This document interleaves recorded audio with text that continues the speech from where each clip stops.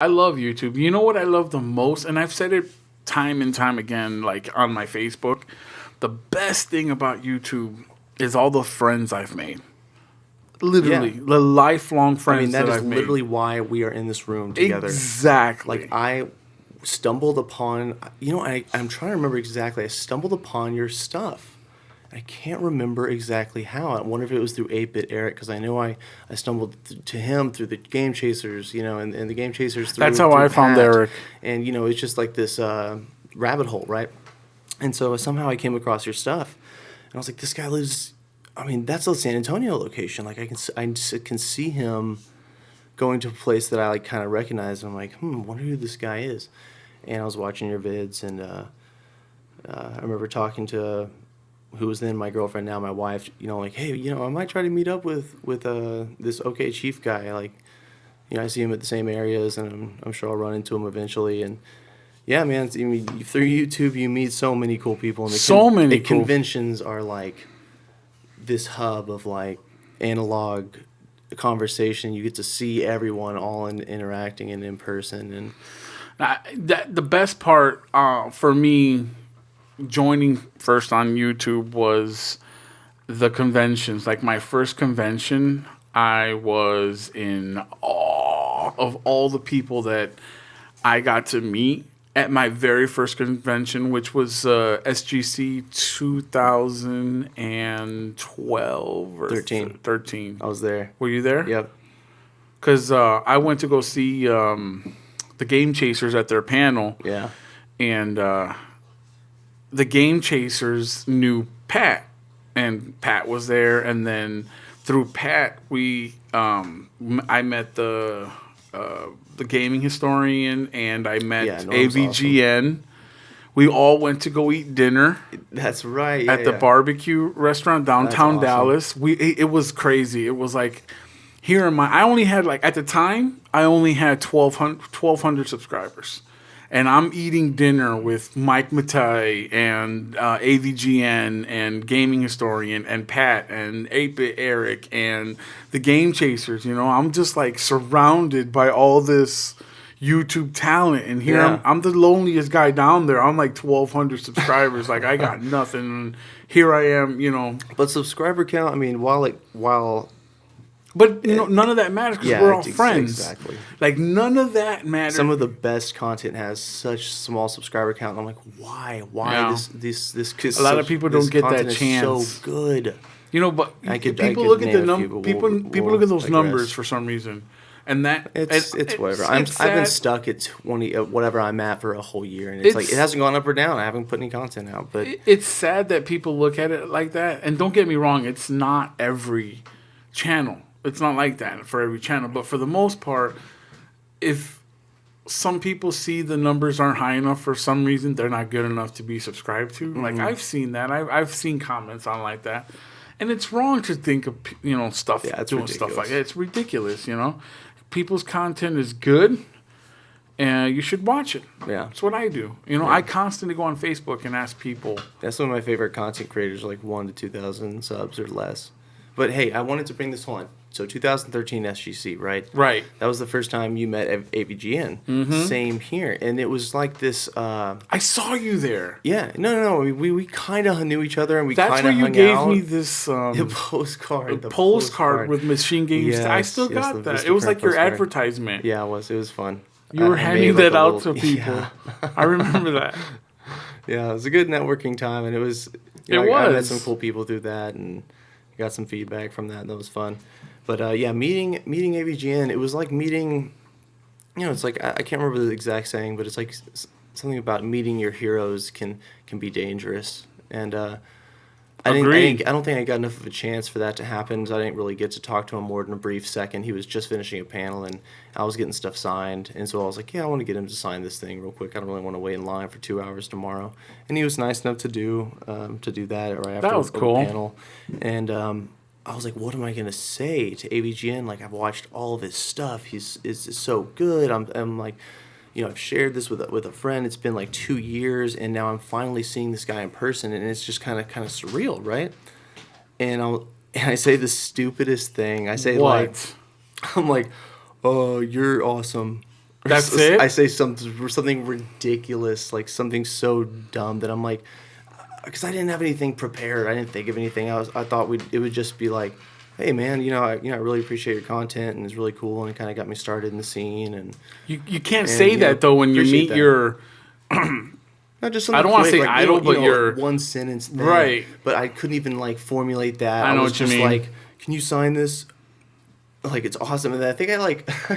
You choked. I think too. I even patted him on like the back or did something. You were that so I'm, like, nervous. I walked away from it going, what did I just do? Like, why did I just do that? Like, I finally get to meet the guy and express my, like, appreciation for his content and where it's brought me in life, and it really did get me collecting and falling into this. It really did This for a lot of people. Huge hole of collecting, man. I mean, I keep referring to this like rabbit hole, but it really was. It's just like there's so much to learn in the video game community. There's so much to absorb, and he pulled me into that. So No, that same SGC was amazing. Yeah, conventions. Yeah, awesome. I love conventions. That's not only a place where you can meet up with your friends, but do a little bit of shopping. The only thing I don't like are the prices involved on a lot of those resellers there. They take a little bit of an advantage of people that show up. And I'll say it. I don't care. I mean, I've got tons of friends that are... I've got tons of friends that are resellers. And but here's fair. Here's what it is. Here's what it comes down to. Okay, here's the quick answer on it.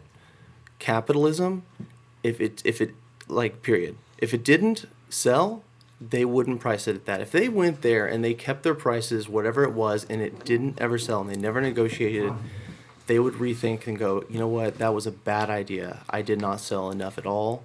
Yes. But what happens is they go, and you're right. People pay $45 for Donkey Kong on SNES, and they pay. I mean, it's just numbers that you're like, what? No, that's not even eBay. That's not even. I've seen some of the stuff that sells for and like some 80. people have honest sales, like really good sellers. Totally. But you're right. I mean, and they must still get sales. That's all I can say. I don't know their numbers, right? I don't know what they've sold, but they must still get numbers to where they can leave it like that and it's gonna move. Like if people are at a convention, they're ready to buy, their kid is there, they want this or that, they haven't seen this in a while. Like me at the beginning of this whole like getting into collecting, I was overbuying stuff. I was too. I was making the same mistake. Yep. Because I was stoked. I was like, man, I want a Mario Kart on SNES. Like I gotta get that back. I gotta play that again. And it was, for that, at least for 6 months, it was just kind of this like real honeymoon thing with NES games and SNES games. You get excited. Yeah, it was crazy. No, and finding the stuff, man, it's... Yeah. And when you find something you really, really want, and I mean something you really, really want, and you see it at the convention, I mean, you're almost darn near tempted to... I think at one convention, I've overpaid / paid. But that's because you get a little. I think I did some of a trade too, and he said okay, but it was like mint. I can't remember what it was, but I was like, I have to have this. I have to. There's some things that are exceptional. Like I'm looking for a couple of games myself, and I did come across them at a couple of conventions, but I can't find myself anymore trying to pay like $100 plus. Yeah, and things are only going up. They're only going up. It's insane. You're not going to find these things anymore. A lot of the prices that I used to have memorized like 2 years ago, that you could name an NES game or an SNES game, and because of the research I'd done on most of the stuff, like just figuring out, oh man, I want to get all the NES games, or like here's specific SNES games I want. Most of the time I could kind of gauge, oh, it's like in this range. Within that 2 years from then, when I've like completely slowed down on all that, everything's changed. No kidding. I mean, because I just re-looked up some stuff. I was letting go of a few NES games to remember fund that. some stuff and to fund some other stuff. And man, the changes are insane. Well, you know what it is, man? That's that physical media, or that physical, like the physical game part of it, like the cartridges and stuff. that ain't coming back no more, man. Mm-mm. You know, and a lot of people are destroying this stuff. You know, there's a lot of art projects going on with this. It's like it's trendy now to make art projects out of like so many. If you go down to these conventions, keep talking.